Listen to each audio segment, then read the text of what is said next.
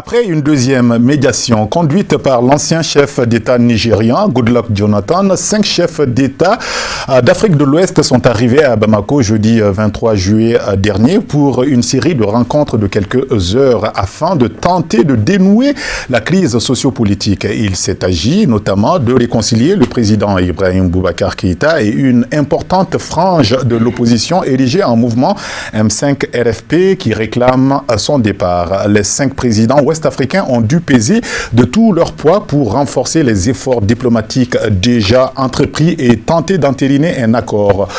Mais au finish, les délégations sont réparties avec la décision de convoquer un sommet extraordinaire prévu ce lundi 27 juillet en visioconférence. Alors, à quoi doit-on s'attendre de ce sommet? La CEDEAO va-t-elle réussir à résoudre la crise malienne? Autant de questions auxquelles on tentera évidemment de trouver des éléments de réponse dans ce débat d'aujourd'hui qui reçoit comme invité M.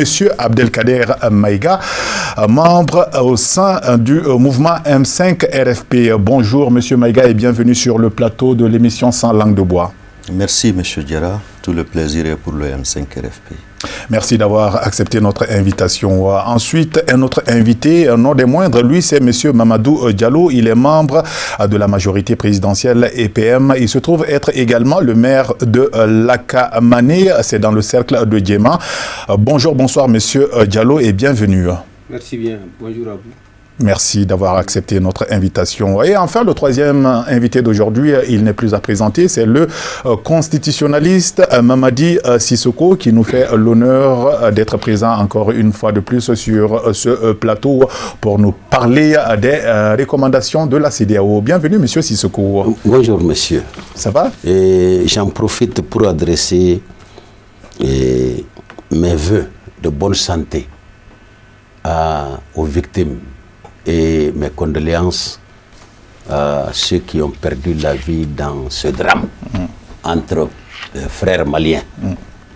Je suis très content d'être sur ce plateau aujourd'hui. Merci, merci. Nous sommes également très contents de vous recevoir et merci infiniment de votre constante fidélité à Chérifla Télévision. Alors, je viens de camper le décor, monsieur Maïga. La mobilisation des chefs d'État membres de la CEDEAO au chevet du Mali prouve-t-elle encore une fois de plus la solidarité agissante des Africains pour aider à résoudre les crises les plus persistantes, comme c'est le cas présentement au Mali? Merci, M. Diarra. Avant toute chose, nous nous devons de respecter la mémoire de nos frères qui sont tombés sous les balles assassines des gouvernements dans un état failli et souhaiter que leur âme repose en paix et prier pour que de tels genres de drames ne se produisent plus au Mali. Pour répondre à votre question, je vais vous dire très sincèrement, nous avions été agréablement surpris de voir l'arrivée des chefs d'État et leur façon de se comporter avec le peuple malien. Parce qu'avant qu'ils n'arrivent, nous avions appris avec le départ de Goodluck Jonathan qu'il y aura une mission de haut niveau qui va venir et c'est pour entériner des décisions. Donc nous, on était tout à fait prêts à attendre quelle qu'en soit la sentence. On était quand même très prêts. Et malheureusement pour eux, quand ces présidents sont venus, après avoir changé l'agenda, on a été reçus et nous avions dit ce que nous avions sur le cœur. Et j'avoue que d'ailleurs les 2 présidents anglophones, Ghana et Nigeria, n'ont plus trouvé nécessaire de parler. C'est Macky Sall qui n'avait pas parlé au premier tour des chefs de la prise de parole des chefs d'État, qui a pris la parole et après le président du Niger, Youssoufou, a complété, a conclu en disant que ils ne sont pas là pour nous imposer des solutions. Ils ne sont pas là pour également discuter de la démission du président parce que leurs textes ne permettent pas cela. Mais ce que eux ils souhaitent et ce qu'ils veulent, c'est un dialogue intermalien. Et qu'ils vont transmettre au sommet extraordinaire des chefs d'État ce que nous venons de dire. Donc pour nous, solidarité interafricaine, c'est vraiment bien, c'est une bonne chose, c'est des prémices, mais quelque part, il faudra faire également attention à ce que ce ne soit pas une ingérence. Parce qu'on accepte qu'il soit là, d'accord, mais on n'est pas aussi dupe par rapport aux textes. Parce que quand tu regardes les textes de la CEDEAO, ce genre d'action est également qualifié d'ingérence. D'accord. On aura certainement l'occasion d'approfondir le débat. Monsieur Maïga, juste le temps pour moi de me tourner vers Monsieur Diallo pour lui demander son appréciation sur cette démarche que beaucoup jugent de salutaire pour l'instant des chefs d'État de la CEDEAO. Vous, de votre côté, du côté de la majorité présidentielle, on a même vu des gens manifester pour souhaiter la bienvenue, la cordiale bienvenue à ces chefs d'État. Est-ce vraiment ça, votre objectif recherché dès le départ? Très bien. D'abord, je présente mes condoléances aussi aux victimes, pour l'ensemble des familles. Et après ça, nous apprécions beaucoup l'arrivée de la CEDEAO. Parce que la CEDEAO, ce n'est pas leur première fois de venir au Mali. À chaque fois qu'on a des problèmes, ils viennent. Donc nous pensons que les solutions proposées par la CEDEAO sont les meilleures. Et ça, c'est un de deux aussi. Si vous voyez aussi que la CEDEAO est là, c'est parce qu'il y a problème. Et les gens d'autres pensent que c'est une ingérence. Ce n'est pas une ingérence. C'est comme si un enfant, tu vas en brousse là, quand tu montes sur un arbre, si tu ne parviens pas à descendre là, c'est les autres qui viennent t'aider. Mais en montant sur l'arbre là, tu n'informes pas les parents. Mais quand les parents se rendent compte que tu ne parviens pas à descendre, ils viennent au secours. Ce n'est pas une ingérence. La CEDEAO, les propositions faites par la CEDEAO, ce sont des meilleures propositions. Ce qu'ils ont dit, depuis la première mission jusqu'à la seconde mission, qu'ils sont venus pour nous faire des propositions, c'est des propositions salutaires. Moi, je pense quand même que vraiment nous les souhaitons encore une fois de plus la bienvenue. Et les réponses qu'ils vont donner aussi, les chefs d'État qui vont se réunir le lundi, et que les propositions, nous sommes convaincus que les propositions qui vont sortir de leur rencontre ne pourront que consolider les missions précédentes. Alors, Monsieur Sissoko, le constitutionnaliste, quelle grille de lecture faites-vous justement de cette arrivée des chefs d'État africains à Bamako pour vraiment signifier leur solidarité à ce peuple vaillant qu'est le Mali? Très bien. Il faudra d'abord recadrer certains propos de M5 ici. Déjà. Pour la paix. Pour la paix. Nous devons tous aller au DDR. C'est ce que j'ai dit. On n'a pas besoin de combat. On a besoin de paix. Quand on dit des assassinats, des trucs, il y a une enquête qui est en cours. Il a dit des balles assassines. Oui, du gouvernement. Il a dit, il a cité la responsabilité. Ce n'est pas la peine. Attendons les résultats des enquêtes.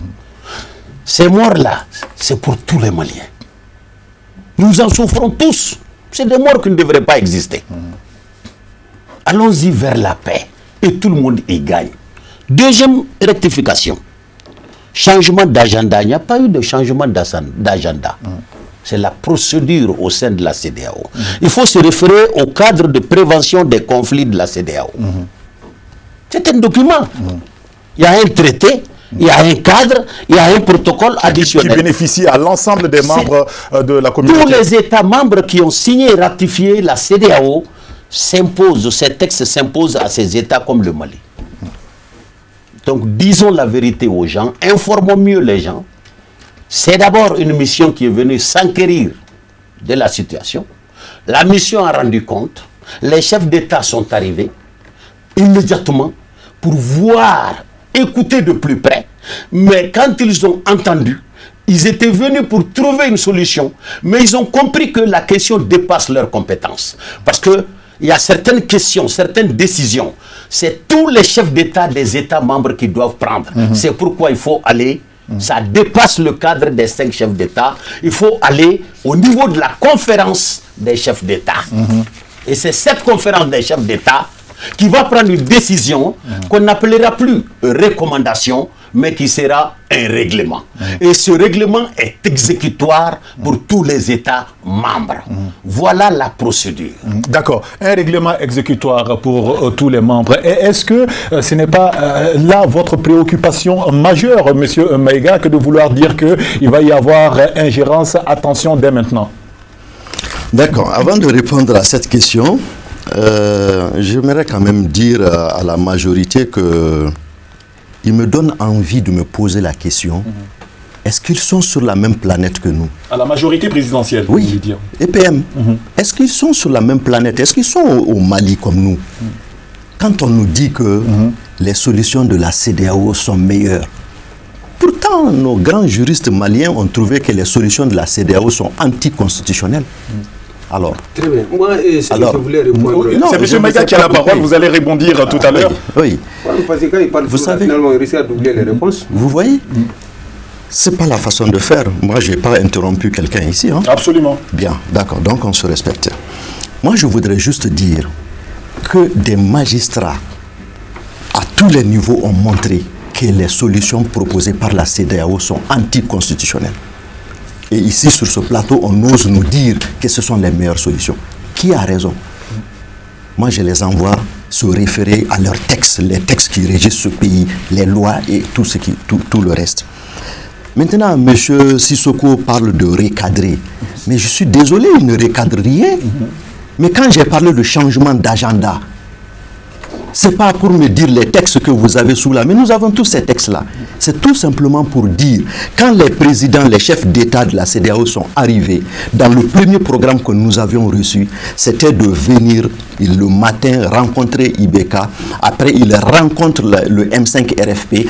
Enfin, ils rencontrent encore IBK et ils font une conférence de presse pour rentrer. Mais malheureusement, nous avons constaté qu'il y a eu un changement qui a été demandé par le président, par la présidence, et c'est ce qui a fait que le programme des présidents a changé. Ce n'était pas prévu de rencontrer la majorité, ce n'était pas prévu de rencontrer la société civile. C'est ici à Bamako que ce changement de programme a eu lieu. Donc c'est ce que j'ai appelé changement de programme. Pour répondre à votre question, moi je veux vous dire très clairement, CEDEAO ou pas CEDEAO, même Nations Unies ne nous feront pas changer d'objectif. C'est clair et net.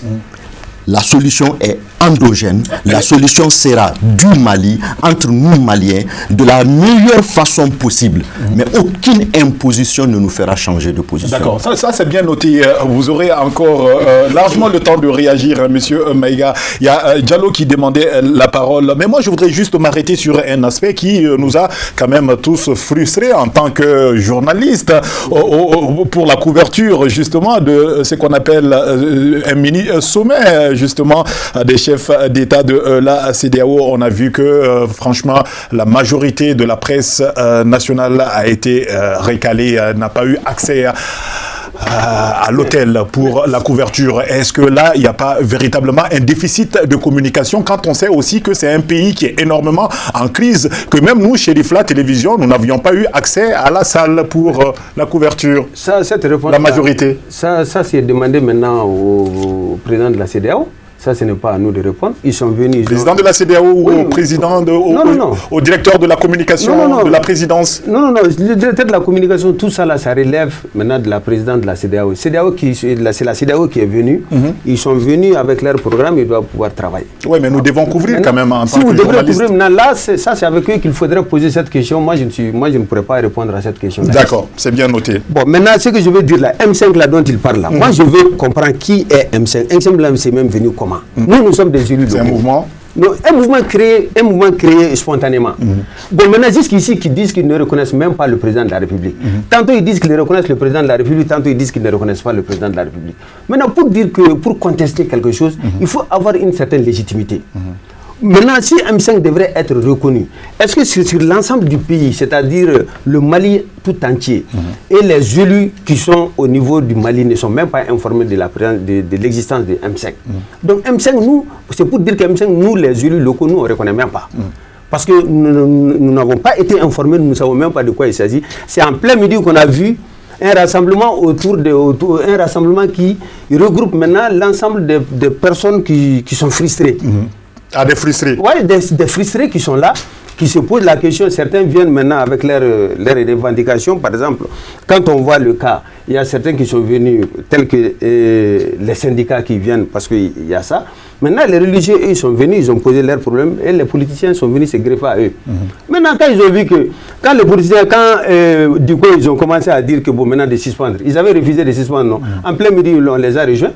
Mais comment se peut-il que M5 va venir nous dire qu'ils sont légitimes, c'est le peuple malien? Le peuple là, ça, c'est que nous, on n'est pas dedans.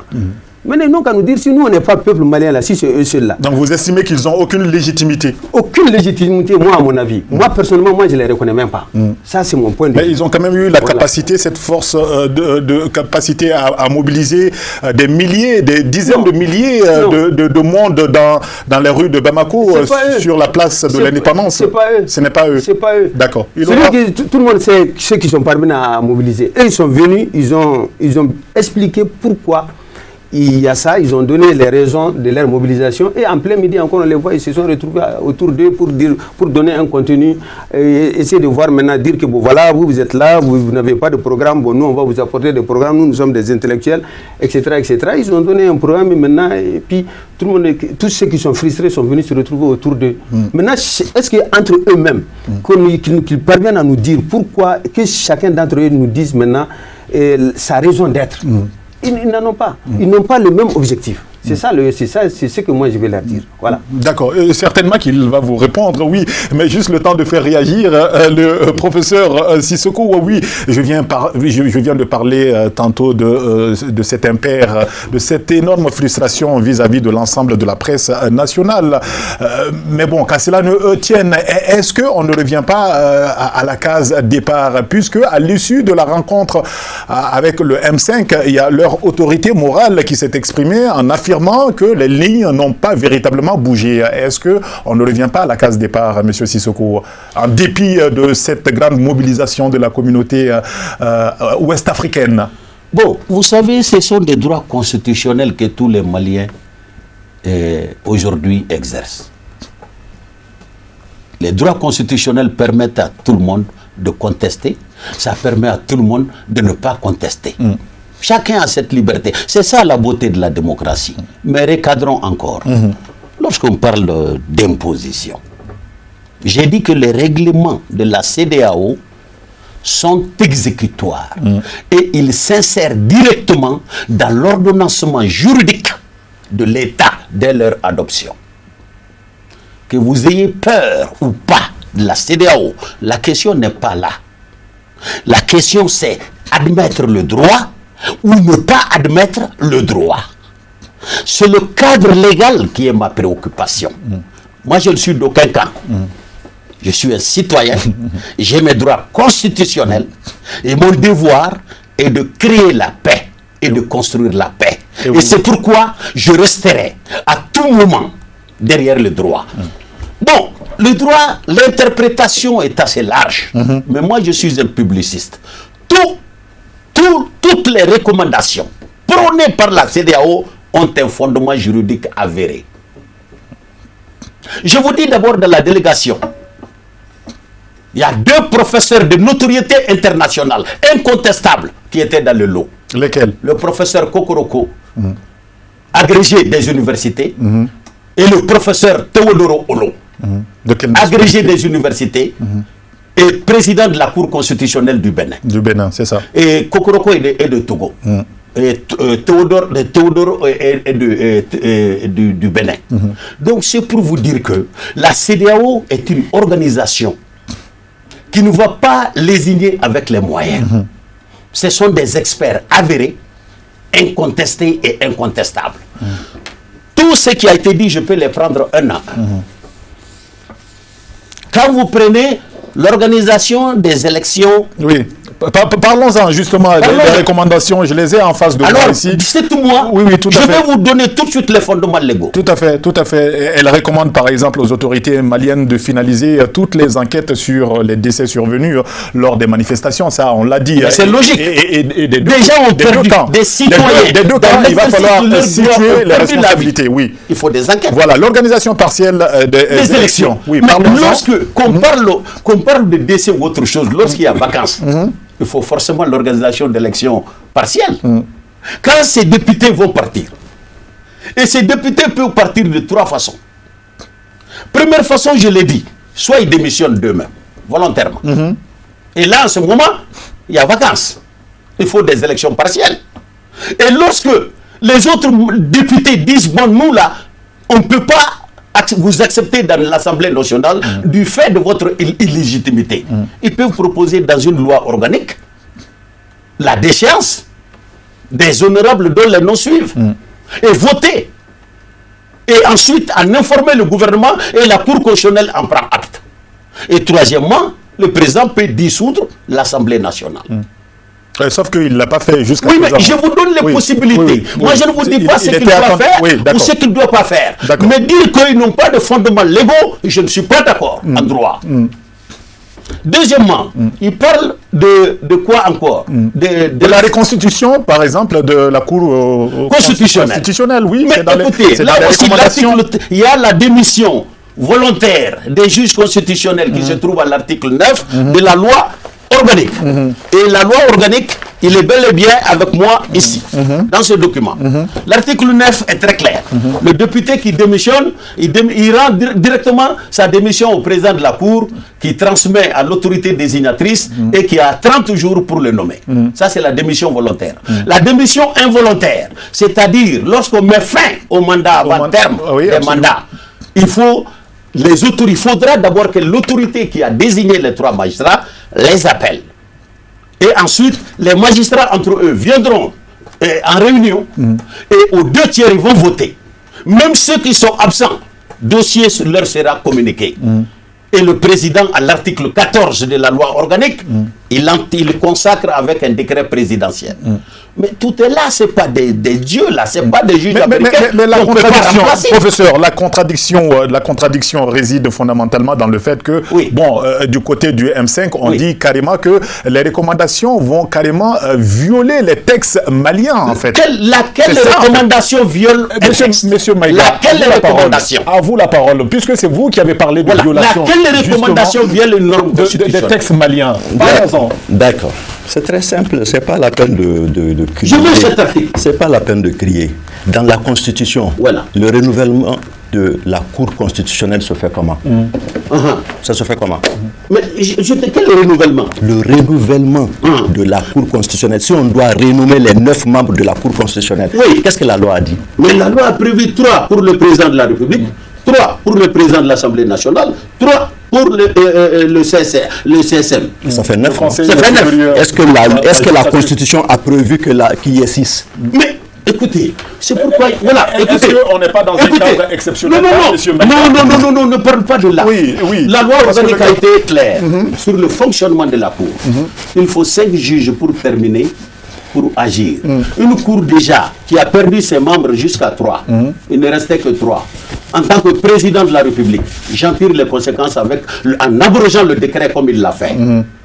Vous comprenez? C'est anticonstitutionnel. C'est pas anticonstitutionnel. Il n'y a pas de... Montrez-moi. Il n'y a pas. La Constitution dit qu'il faut 9. Mais la Constitution n'a jamais dit qu'il faut obligatoirement que les 9 soient désignés et qu'ils travaillent ensemble. Ils sont la majorité. On dit que la loi précise qu'il faut 5 pour prendre une décision à la Cour. Nous sommes dans des circonstances difficiles. On a dit prenez 6. Mais qu'est-ce qu'ils veulent? Ils ont dit que Moussa Tembine est contesté. Nous n'allons pas quand même laisser Moussa Tembine désigner 3. Si quelqu'un a gagné dans cette décision, c'est vous qui avez gagné. C'est le M5? C'est le M5 qui a gagné. Parce qu'au lieu de recruter les 9 et permettre à quelqu'un que vous contestez, on a dit on prend les 6. Et les 6, la loi organique leur permet de travailler. Alors moi, je crois que la Constitution n'a jamais été violée. Et puis il y a une façon de lire la Constitution. Très bien. C'est pas une loi simple. Hein. Oui, d'accord. D'accord. Mais le constitutionnaliste, je lui pose la question. Non, je demande au constitutionnaliste de me dire pourquoi la Cour constitutionnelle a porté plainte en disant qu'il y a violation des lois. C'est pour dire tout simplement. Monsieur Maïga a la parole, Sissoko, oui. Même le fait d'abroger cette loi est anticonstitutionnel. Le président n'a aucun pouvoir pour le faire. D'accord. Ça, je demande au... Monsieur Maïga, pourquoi ce démenti alors officiel sur la page de la Cour? Mais démenti ou pas démenti, je vous dis, la loi, il peut me citer l'article où le président a le pouvoir d'abroger une loi concernant la Cour constitutionnelle. Je veux qu'il me montre dans la Constitution. Je vais continuer parce que non, il faut... Non, vous avez passé tout le temps à parler, on ne vous a pas interrompu. Donc il faut qu'on s'écoute si on veut entendre. Et moi je dis, je suis désolé. Sincèrement, je suis avec une attention particulière ce que le constitutionnaliste dit. Mais quand vous posez des questions, il quitte la Cour constitutionnelle, il répond avec la situation des députés. Je ne vois pas réellement la cohérence dans ses réponses pour que moi je puisse comprendre ce qu'il veut dire. La Cour constitutionnelle, dire qu'on ne sait pas que ça peut statuer avec 5 membres, qui est le quorum, mais si c'est dit, nous ne sommes pas des ignares. On n'a pas appris nos cours je sais pas moi, ailleurs. Donc, on sait très bien comment ça fonctionne. Mais je vais quand même répondre pour ne pas laisser le temps filer trop aux questions que M. Diallo a posées. M. Diallo, il demande d'abord d'où vient le M5, qu'est-ce que c'est que le M5 mais je lui dis tout simplement que je suis désolé. Est-ce qu'il est au Mali? Pourquoi les chefs d'État sont venus si le M5 n'avait pas une légitimité? Les chefs d'État sont venus parce que le M5 conteste toutes les solutions que les missions précurseurs de la CEDEAO avaient demandées. Donc le M5, que vous le voulez ou pas, M5 existe. M5 est une force alternative pour la stabilité de ce pays-là.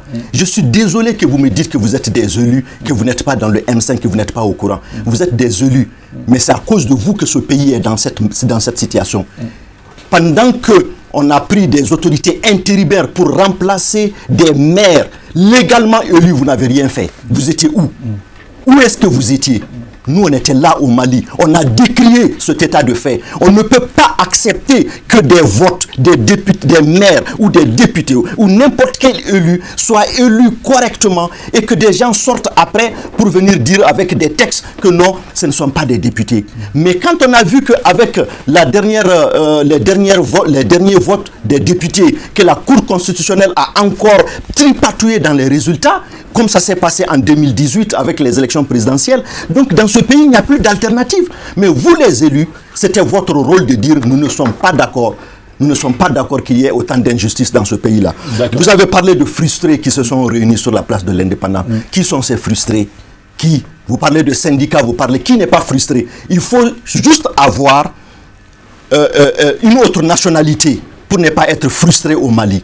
Parce que quand on est malien, quand on vit les problèmes du Mali, quand on est un patriote convaincu, qu'on le veuille ou pas, on souffre dans son âme. Vous dites qu'il y a des gens qui ont mobilisé et on fait semblant comme si il y a, je ne sais pas moi, nous qui avons mobilisé. Mais si Mahmoud Dicko ou si la CEMAS de Mahmoud Dicko a mobilisé des millions de personnes ici, Mahmoud Dicko est l'autorité morale du M5 RFP. La CEMAS est partie intégrante de notre mouvement M5 RFP à l'origine. Donc ça, vous êtes tout simplement en train de nier l'évidence. Et c'est ce genre de comportement qui fait que le pays est dans cette situation. Depuis le sommet jusqu'à vous les élus de la majorité. Alors, monsieur Diallo, visiblement, monsieur Maïga est en train de mettre le doigt sur... Maïga, il est IRD. Il est de l'opposition. Oui. Il est de l'opposition. Ce que je veux dire d'abord... Attendez, s'il vous plaît. Ce que je voulais lui dire, il parle d'élection. Avez-vous cautionné tous les dysfonctionnements événements qui se sont passés ces derniers temps dans les communes. Ça, c'est de la cacophonie. Ce qu'il est en train de dire, l'URD, il est de l'opposition. Mais quand ceci se réclame de l'opposition, aux élections législatives passées, l'URD est parti avec 15. Dans 15 circonscriptions, ils sont partis avec le RPM. L'URD est parti avec le RPM. Ils sont partis même au niveau de la région, même au niveau des CAI.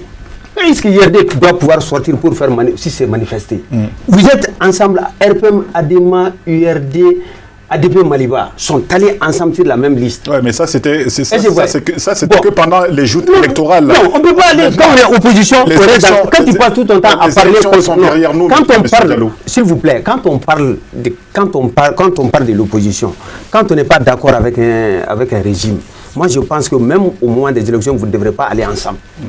Il parle encore de dire que c'est les élus qui sont fautifs dans tout ce qui se passe. Principalement vous êtes élu. Non, mais lui. Vous êtes maire. Est-ce que lui-même, est-ce qu'il sait de ce qu'il parle même? Les élus, qu'est-ce que les élus ont fait dans ça? Nous les maires ont été élus en 2016. Les mandats sont en cours. Qu'est-ce qu'on a fait, les élus, par rapport à ça? Vous parlez de dire que c'est eux qui ont les autorités intérimaires. Mais c'est les accords d'Alger qui l'ont dit. Ils sont d'accord avec ça. Quand on vient, on nous donne les informations et on applique. C'est l'État. Nous, il n'y a pas de problème quand ce qu'on nous dit de faire là. Nous, on le fait. Nous, on n'est pas obligé de s'asseoir là pour réfléchir et aller contre ce qu'on dit. Et sans preuve, sans rien. Donc, ce que vous dites là, mon frère, moi, je ne suis pas d'accord avec vous. Les élus n'ont rien fait. Et je vous préviens d'abord que moi je suis. Donc vous rejetez en bloc les. Non, je rejette. Moi je le permets d'abord que moi je suis le secrétaire national de l'association des municipalités du Mali. D'accord. Là je le suis. D'accord. Je suis le président. Est-ce que M. Diallo à un moment donné de la vie de la nation, il faut tout cautionner et éviter de dénoncer? Par exemple la mise en place des autorités intérimaires. Est-ce que si vous aviez cette capacité de dénoncer? Non, on nous a informés. On nous a expliqué, on a compris. Mais nous si on devrait faire des remarques, des reproches, on va en réunion, on les appelle, on cherche à rencontrer les autorités, on les explique, ils nous expliquent pourquoi ils ont fait ça, et puis on nous donne les explications. Si on a des remarques à faire, on les fait. D'accord. Il n'y a pas de problème. D'accord. Voilà. Alors, monsieur Sissoko, évidemment, c'est vous qui allez réagir maintenant par rapport à toute cette situation. Que pensez-vous, par exemple... Avant de passer, par rapport assez rapidement, oui. Non, par rapport à la marche qu'ils ont organisée. Oui. Par rapport à la marche qu'ils ont organisée. Ils n'ont pas organisé une seule marche. Ils ont organisé une série. De toute façon, les séries de marches qu'ils ont eu à organiser. De meetings. Les meetings. Mais c'est eux-mêmes qui ont demandé aux gens. Quand ils demandent maintenant, aujourd'hui, il y a eu des morts. Ça, nous les déplorons tous. Mais qui a envoyé ces jeunes-là? Mais il faut s'assumer. Toi, tu ne t'es pas assumé ici. Hier soir, Moutaka s'est assumé. Toi aussi, il faut t'assumer ici par rapport aux différentes attaques. Donc, si tu parles de quelque chose là pour dire qu'on a fait ça, au lieu de sauter, vous avez envoyé les gens aller envers l'ORTM. Quand tu écoutes une dame là qui intervenait à l'ORTM, elle ne sait même pas de quoi il s'agit parce qu'elle dit que c'est sa première fois de connaître des trucs comme ça. Donc, si réellement vous faites si vous commanditez, et si vous envoyez des jeunes aller faire des sittings au niveau de l'ORTM, au niveau des services publics, moi je pense que s'il y a eu des saccages et autre chose, il faut s'assumer. Moi je pense que... D'accord. Monsieur Sissoko, ça c'est un rapide coming back, comme disent les Anglais. Alors c'est vrai que ces 10 commandements qui ont été lus, ces 10 commandements de la désobéissance civile jusqu'à présent, à tort ou à raison, on n'arrive pas à situer en tout cas les responsabilités par rapport aux actes de vandalisme, de casse et même de tuerie. Alors, quelle a été votre vision par rapport à tout ça? Est-ce que dans un État démocratique comme le Mali, est-ce que c'était bienséant de demander aux jeunes d'aller occuper les édifices publics, des jeunes qui n'étaient pas visiblement bien imprégnés, qui n'étaient pas informés, qui n'étaient pas formés non plus? Et je vais recadrer les PM. Nous avons des autorités, les plus hautes autorités, et la CEDEAO ont engagé des enquêtes. Ces enquêtes vont élucider qui a fait quoi, qui n'a pas fait quoi, qui a la responsabilité d'eux, qui n'a pas fait ça. Alors veillons attendre, en tant que républicains, attendons les résultats des enquêtes. Mais l'essentiel pour le moment, c'est de sortir de cette crise. Et nous sommes là pour savoir si les recommandations de la CEDEAO peuvent nous amener à cette sortie. J'ai dit que d'un point de vue à l'amiable, oui, et si nous ne le faisons pas, le droit de protéger est devenu, il dit les Nations Unies. Les Nations Unies, le chapitre 7 lui permet, comme il l'a fait en Côte d'Ivoire en 2010, d'occuper le pays de façon totale. Et d'agir pour le compte des peuples. Sans tenir compte de sa souveraineté? Non, la souveraineté est relative. Une souveraineté s'exerce dans le cadre des lois et règlements. Oui. Lorsque les comportements ne tiennent plus au droit, la souveraineté elle-même est rentrée en difficulté, à l'épreuve. Notre souveraineté aujourd'hui, la CEDEAO est en train de nous aider pour exercer notre souveraineté interne. Donc, moi je crois, il ne faut pas jouer avec les mots. Les États-Unis aujourd'hui, c'est une grande puissance, mais sa souveraineté est relative. Aujourd'hui, vous avez vu ses rapports avec la Chine, vous avez vu ses rapports avec la Russie. C'est-à-dire, aucun État ne se suffit à lui-même. Il y a une interdépendance. Nous sommes dans un monde globalisé. Et le droit de protéger s'impose. Ça aussi, c'est du cogens. Ça relève du droit international public, qu'on appelle le droit international impératif. La communauté internationale nous a donné un temps en réfléchissant sur des recommandations. Nous n'avons pas entendu. Ils sont venus dans un second temps pour nous écouter davantage avant de prendre au niveau de la CEDEAO des chefs d'État, donc de la conférence des chefs d'État, des mesures. Et ces mesures sont contraignantes. Ces mesures vont s'appliquer. Et ils seront entérinées par l'UA. Ils seront entérinées ensuite par les Nations Unies, par l'Union africaine. D'accord. Donc, c'est pour vous dire aujourd'hui, il va falloir qu'on aille avec le droit. Moi, je vous ai dit, être de ce camp ou ne pas être de ce camp, ce n'est pas grave. Chaque Malien a sa situation. Ces morts qui ont existé ne devaient pas exister. Manifester pacifiquement est un droit pour tous les citoyens maliens. C'est reconnu dans notre constitution.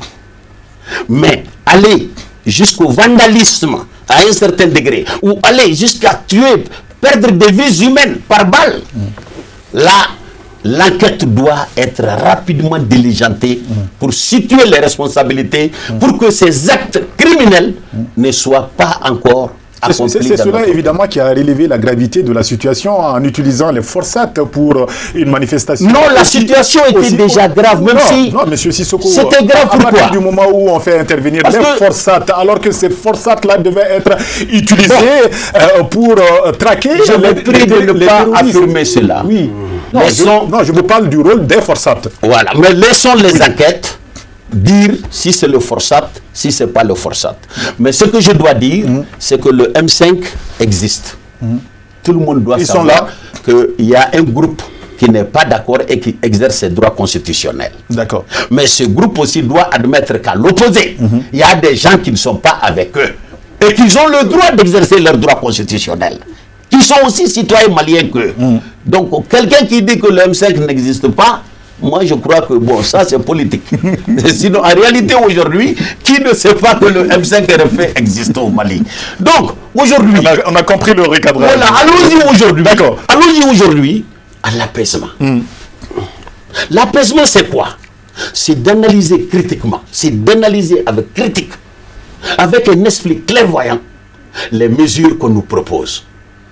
Et ces mesures-là, dans un dialogue franc, et au regard de notre constitution, on peut s'en sortir. D'accord. Voilà. D'accord. Monsieur Maïga, que pensez-vous justement, puisque vous aviez parlé tantôt des Nations Unies, voilà, tout ça relève aussi de la communauté internationale. Alors, on a vu que la France a fait une sortie, un communiqué pour se féliciter de la médiation justement de la CEDEAO, mais elle regrette cependant le retard pris dans la mise en œuvre des recommandations émises par la CEDEAO. Est-ce que cette sortie de la France, de l'ancien colon, on va dire, ne joue pas en faveur du pouvoir en place? Merci beaucoup, M. Diarra. Avant de répondre à ces questions, naturellement, il faut que j'explique quand même aux uns et aux autres qu'il ne s'agit pas de chercher à jeter l'anathème sur quelqu'un pour avoir raison dans un débat. Il s'agit d'avancer des arguments, convaincants ou pas, c'est argument contre argument. Je suis de l'URD, je l'assume. Je suis coordinateur de la région de Gao pour l'URD. Je suis convaincu et je déplore le fait que l'URD ait accepté suivre le RPM sur des listes. Je vous le dis sincèrement. Merci. Personne ne peut, moi, me dicter sa façon de faire ou de voir les choses. Je suis URD. Je dis, je déplore. Je suis même déçu que l'URD accepte d'être sur une liste avec le RPM. Merci. Mais à l'opposé, vous devrez également vous poser la même question. Est-ce que vous n'avez pas envie de vomir lorsque le RPM accepte d'être avec l'URD, qui a passé tout le temps à les critiquer, que vous prenez comme opposition, que vous prenez comme le diable personnifié? Vous devrez également vous en inquiéter. Je passe. Je vais tout simplement vous dire que les élus, leur rôle, quand vous parlez de l'accord d'Alger, a imposé les autorités intérimaires. Vous voyez là où on ne se comprend pas. Nous, on n'est pas élus. Pourtant, on se bat pour le Mali, on se bat pour le peuple. Les autorités intérimaires est une idée fallacieuse des accords d'Alger. Il n'y a pas d'autorité intérimaire dans l'accord d'Alger. La façon de les mettre en place également est une violation de la constitution du Mali. La façon de mettre ces autorités intérimaires est une violation des lois qui régissent les élections législatives et tout ce qui est décentralisation, tout ce qui est comme on appelle que c'est régionalisation ou quoi que ce soit. En tout cas, nos lois ont été violées par cet accord, en particulier celles des autorités intérimaires. Moi, je pensais que les élus de ce pays allaient dire attention, regardons ça avec intérêt. Parce que si à Gao ou en 2016, on a voté pour des maires qui sont élus correctement, vous ne faites rien pour qu'on ne les remplace pas par des autorités intérimaires qui sont injustes et illégales. Vous restez, regardez, il y a 2 poids 2 mesures. Pendant que vos frères qui sont élus correctement, on les empêche de travailler dans la légalité, au même moment, il y a d'autres localités où rien ne va, mais on ne met pas des autorités intérimaires. Qu'est-ce que ça veut dire? On est dans quel pays? C'était votre rôle de défendre vos frères. C'était votre rôle de dire à l'État que vous êtes le représentant du peuple malien et que le peuple vous a fait confiance et que c'est par un vote que vous êtes là et ce vote ne doit pas tomber dans l'eau. Mais vous n'avez rien fait parce que vous êtes tous là pour juste ce que vous venez de dire de l'URD, qu'on est là pour avoir le pouvoir. Depuis que l'URD a commencé jusqu'à aujourd'hui, qui est le ministre qui est dans votre gouvernement? Qui? On vous a même amené à faire un accord politique pour sauver la tête de votre président et pour sauver le Mali.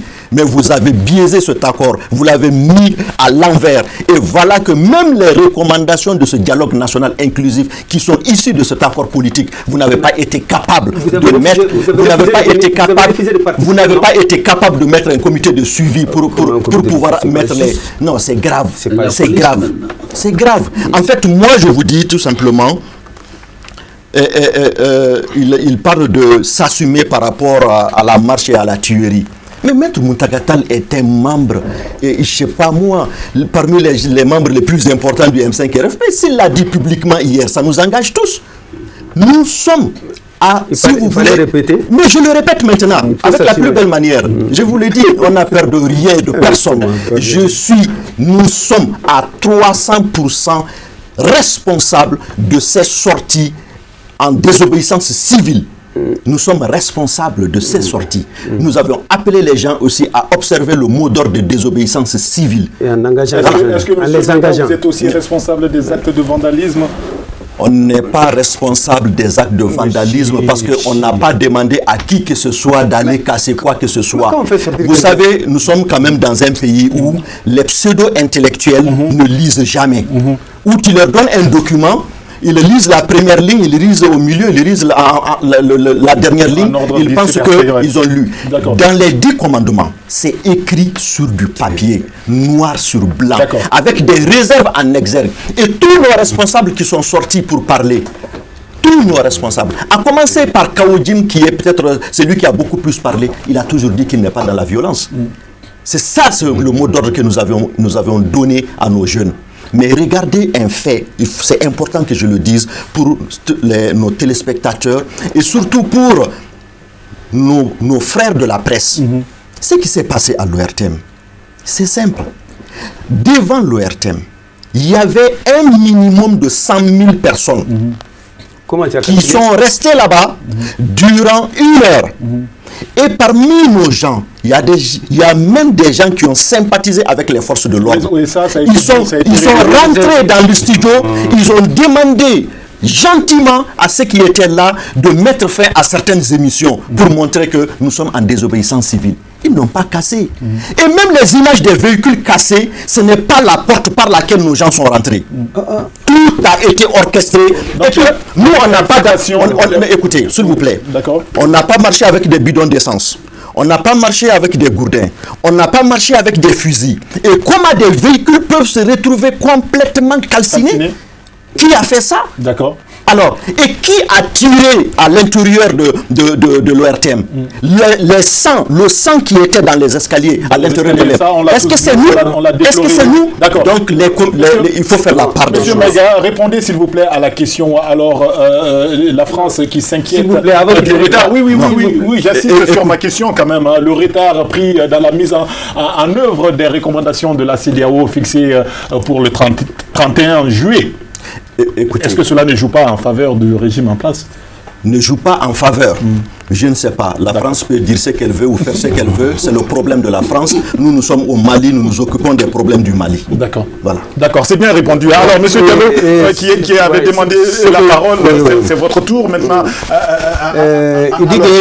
Il dit qu'eux n'ont pas envoyé, et ce n'est pas eux qui ont tiré, il y a eu de ça. Il n'y a pas eu de mort dans leur thème. Ça a été dit, tout le monde a vu ça. Non, il n'a pas dit. Il n'a pas dit qu'il y a eu. Non, il n'a pas dit. Ça, je vous le confirme. Il y a eu du sang, mais il n'y a pas eu de mort. Ça, il ne l'a pas dit.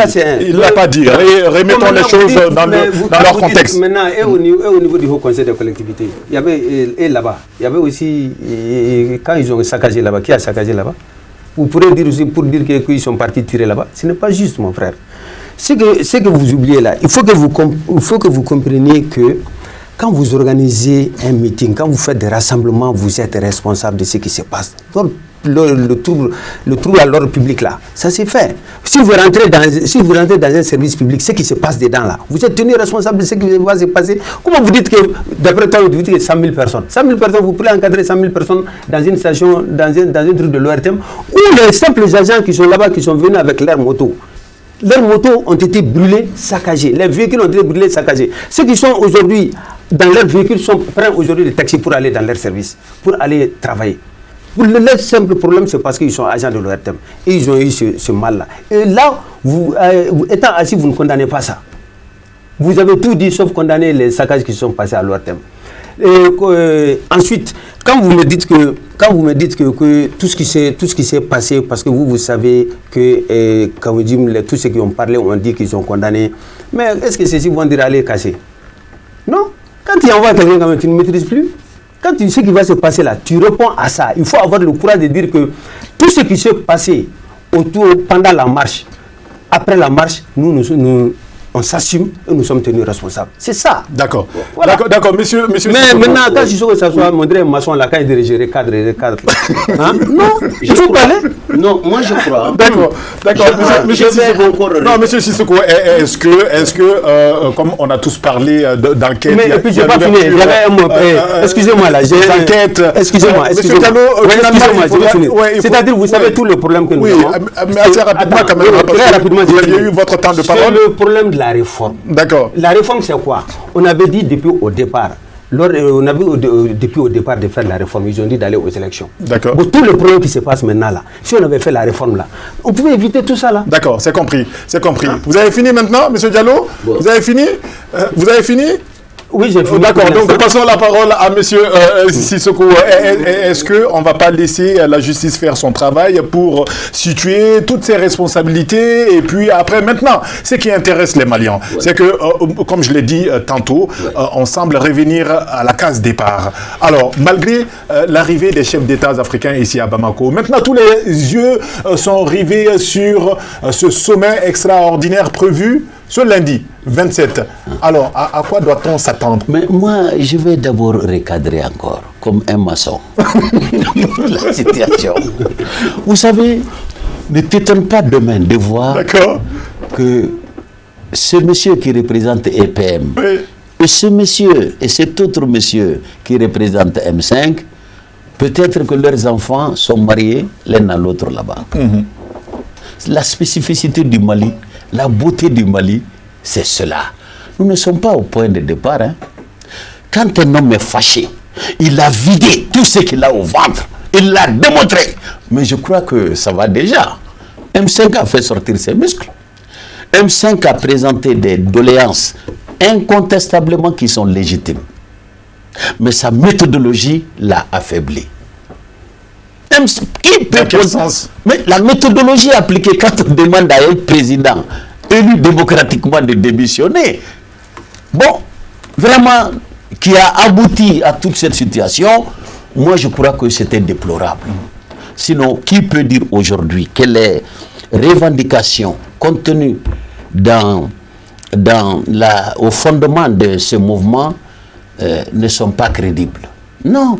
Le peuple malien souffre, c'est vrai. Mais politiquement, il ne faut pas donner la responsabilité au président de la République. Il a été élu en 2013. Si M5 s'était constitué, si un tel mouvement s'était constitué depuis 2013, il y a des dérives qui ont eu lieu dans notre pays qui n'allaient pas avoir lieu. M5 a changé le cours des choses. Même le pouvoir qui viendra après Ibeka aura désormais, avec mesure, à exécuter sa tâche. Il va se méfier. M5 a déjà amené une pratique, une alerte. Donc, moi je crois, nous sommes tous responsables. Et puis en droit, le président de la République est élu parce qu'il est le meilleur. À tout point de vue. Le président de la République est politique. Il est le meilleur selon les différents choix, selon les choix des Maliens. Mais des candidats se présentent en pluralisme. D'accord. Il est choisi. On choisit qui? Le meilleur. Le meilleur. Et en droit, le président est politiquement irresponsable. D'accord. Nous sommes tous responsables. Ce que je veux vous dire seulement, c'est de laisser les enquêtes suivre leur cours et la justice pénale faire son travail. On n'a pas besoin d'envenimer la situation. Et à Diko, à qui je présente humblement mes condoléances, je lui rappelle que Dieu lui a confié une grande mission. Parce que tout le monde le croit. En tout cas, la majorité des Maliens a de l'estime ou a confiance en lui. Les morts ne doivent pas l'empêcher de poursuivre sa mission de paix et de cohésion sociale qu'il a toujours poursuivie. Désormais, sa mosquée fera partie de l'histoire du Mali. D'accord. Ce qui s'est passé. Alors, je tiens à dire à Diko, à travers votre plateau, de l'encourager à œuvrer encore pour la consolidation de cette paix, au même titre que Chérif Madani. D'accord. Ils ont des responsabilités dans ce pays. Les gens les croient, les citoyens les croient en nombre. Alors aujourd'hui, ils peuvent faire quelque chose. D'accord. On s'achemine pratiquement vers la fin de ce débat. Donc la justice, pour répondre à ta question, la justice, qu'on laisse la justice faire son travail. D'accord. En toute indépendance. D'accord. Maintenant, les responsabilités seront situées. Et c'est dans le cadre aussi des revendications de la CEDEAO. Et la CEDEAO n'est pas notre ennemi. La CEDEAO est sur son terrain. Au Sénégal, en une minute, je vais vous dire quelque chose. Quand on a arrêté des Maliens au Sénégal, j'ai intervenu. Ils disent non, ils ont épuisé leur prison, leur moment à leur peine, mais cependant, ils doivent être reconduits à la frontière. On les avait gardés quelque part. Et quand je suis venu voir le commissaire, j'ai dit, vous les emmenez à quelle frontière? Quelle est la frontière entre du Sénégal et du Mali? Derrière Ghana. Ils ont été tout de suite relâchés. D'accord. Donc c'est pour vous dire que l'espace CEDEAO, en droit, c'est la même chose. D'accord. Et nous n'avons pas le choix. Nous sommes tenus de travailler avec la CEDEAO pour sortir rapidement de cette crise-là. Monsieur Sissoko, Voilà. le réalisateur me fait signe qu'on a que 5 petites minutes, mais avant de passer la parole à Monsieur Maïga, en 1 minute, moi j'ai parlé de case départ, parce que la ligne rouge à ne pas franchir, en tout cas selon la CEDEAO, ça reste évidemment la démission du président. Alors que le M5 reste encore campé sur cette position, il faut absolument la démission du président. Alors, que faudra-t-il pour sortir de cet imbroglio? C'est pourquoi je vous dis, tantôt le M5 revendique la Constitution et tantôt M5 se met dos à la Constitution. Donc c'est pour vous dire tout simplement le départ du président de la République pour des situations données ne dépend que de sa seule volonté. D'accord. Si le président accepte lui-même de partir, tant mieux, mais on ne peut pas l'obliger de partir sans heurter la Constitution. Merci. Et là, respectons notre Constitution. Merci, M. Sissoko. Monsieur Maïga, à vous maintenant. Alors, la mission de la CEDEAO a également invité à mettre en place de toute urgence un gouvernement d'union nationale. Elle préconise que 50% des membres du futur gouvernement proviennent de la coalition au pouvoir, 30% de l'opposition et 20% de la société civile. Vous n'êtes pas preneur non plus à ce niveau? Non, mais vous savez, nous ne sommes pas là pour des problèmes de poste. On n'a rien à voir avec un gouvernement à la tête à la tête duquel gouvernement tu vas avoir des gens qui ont mis ce pays-là en mal pendant 7 ans. Non.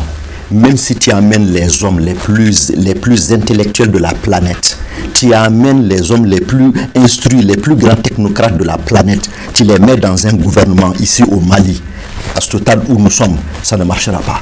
Il a 67%. Ça ne marchera pas. Il a gagné avec ça. Vous savez, donc moi je vous dis sincèrement, si c'était un problème de poste, on n'en serait pas là. Depuis qu'il a commencé à gouverner, c'est toujours avec les problèmes d'union, des gouvernements d'union nationale, des gouvernements pléthoriques qui ne servent absolument à rien, qu'on a marché jusqu'à aujourd'hui. 6 premiers ministres, c'est une catastrophe en Afrique de l'Ouest qu'on n'a jamais vu. 6 ministres de la Défense, jamais vu. Donc alors, on veut nous faire croire que nous sommes là pour des postes. Non, détrompez-vous, détrompez-vous. Et puis c'est pas pour un salaire de 900 000 francs que certains dans le M5 vont laisser leur boulot pour aller rentrer dans un portefeuille ministériel. Si c'est pas pour voler, faire comme ceux qui sont là, on va pas admettre également cela parce que nous sommes là pour mettre le Mali sur les rails. Je vais vous dire très clairement, nous sommes à une phase très importante de la survie du Mali. C'est l'existence du Mali qui est en jeu. Si réellement on avait le moindre doute là-dessus, c'est sûr qu'on allait être très docile. La paix dont il parle, c'est cette paix qui a amené Diko. Notre première revendication, c'était la démission de Ibeka et de son régime. Mais c'est Diko et d'autres personnes qui sont revenues nous dire, vraiment proposer autre chose et laisser la situation du président de la République. C'est ce qui nous a amené à proposer le mémorandum. Le mémorandum a été remis à Ibeka par Diko. Nous sommes venus le rencontrer à sa demande. Et il ne trouve rien à nous dire que de nous dire d'aller discuter avec la majorité. C'est ça. Tu es le problème et tu as la solution. Tu nous dis va aller discuter avec la majorité. Quelle majorité? Une majorité que lui-même n'a jamais respectée. Une majorité qui n'a jamais eu un président à son sein. Un parti au pouvoir majoritaire RPM qui n'a jamais eu de premier ministre sur 6. C'est une insulte à la nation. C'est une insulte à la nation. Il faut le rappeler. C'est une insulte. C'est une insulte. Idrissa n'est pas du RPM. Oui, très bien. Voilà, c'était un bon rappel. Idrissa est du RPM. Il est le quatrième, je pense. Il est le quatrième. Il est du RPM. Idrissa, c'était. Il est de Gao aussi. Oui, mais ça n'a aucune importance. Il est de Gao, mais pourquoi vous l'avez enlevé? S'il est de Gao, il est du RPM. Pourquoi vous l'avez enlevé? Voilà, je vais vous dire les raisons également. Que vous les élus de la majorité, vous êtes à la base de la faillite de ce pays-là. Vous êtes à la base. Monsieur Diarra, dernière question. Aucune solution de droit, je dis bien, je le dis aux constitutionnalistes, aucune solution de droit sur terre aujourd'hui ne peut sortir le Mali de cette situation. Ça n'existe pas. Nous allons finir obligatoirement par un accord politique. Je vous l'ai dit. Nous allons finir par un accord politique. Mais quel va être le contenu de cet accord, je ne saurais le dire.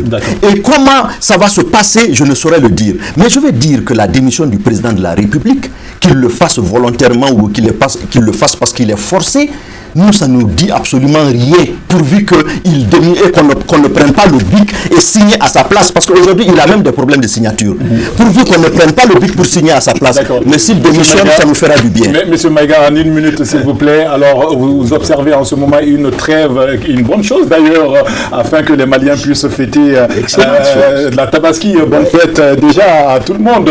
Mais quelle serait la suite après la trêve? En une minute, s'il vous plaît. Non, c'est très simple. Nous, on est précis, concis. On a demandé aux gens de mettre une trêve et nous allons reprendre 48 heures après la fête de Tabaski. Nous allons reprendre en faisant un rassemblement, soit un point de presse, une conférence de presse ou une assemblée générale pour reprendre nos activités. C'est clair et net. Merci. Merci d'être passé nous voir. Et moi, je peux parler. Merci, mais je vais vous donner la parole. On va pas clore ce débat sans vous donner votre tour, sans vous accorder sauf que tu ne m'as pas demandé mon dernier mot. Oui, c'était ça en fait.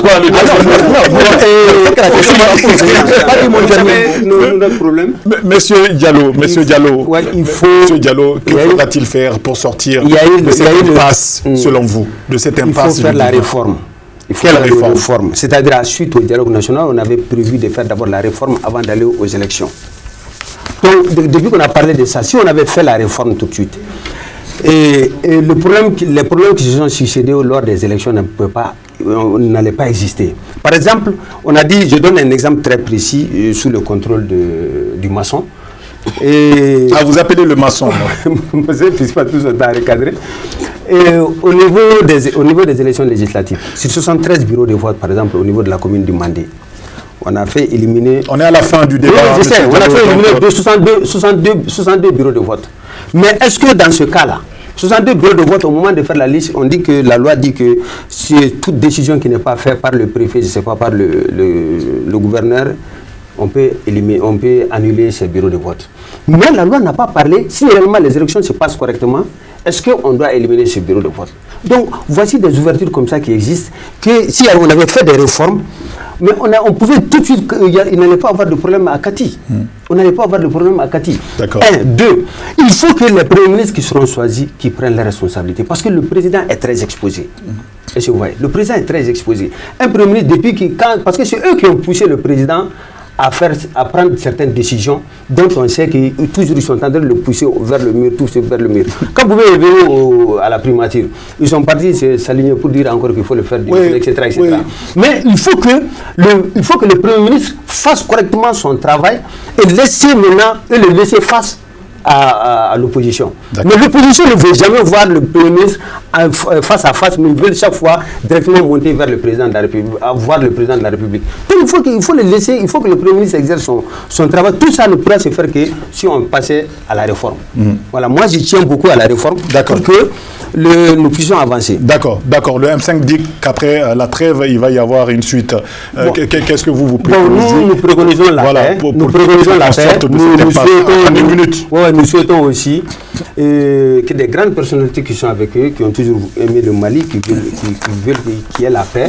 Nous souhaitons qu'il y ait la paix au Mali, qu'on s'assoie sur la même table, avec comme Maïga, comme le maître maçon, etc., qu'on puisse s'asseoir, discuter correctement. Merci. Et puis trouver une solution et puis le pays va avancer. Merci d'être passé sur ce plateau de l'émission Sans langue de bois. C'était là Monsieur Mamadou Diallo, membre de la majorité présidentielle EPM. Il est également le maire de Lakamane dans le cercle de Djema. Également comme invité aujourd'hui Monsieur Abdelkader Maïga du M5 RFP. Merci d'être passé, Monsieur Maïga. Et enfin, le grand constitutionnaliste Mamadi Sissoko. Merci d'être passé nous voir. On garde l'écoute. On se donne rendez-vous tout à l'heure aux alentours de 21h45 pour la version en langue nationale bamanakan de cette même émission Sans langue de bois. Mention spéciale à toute l'équipe de production de ce débat.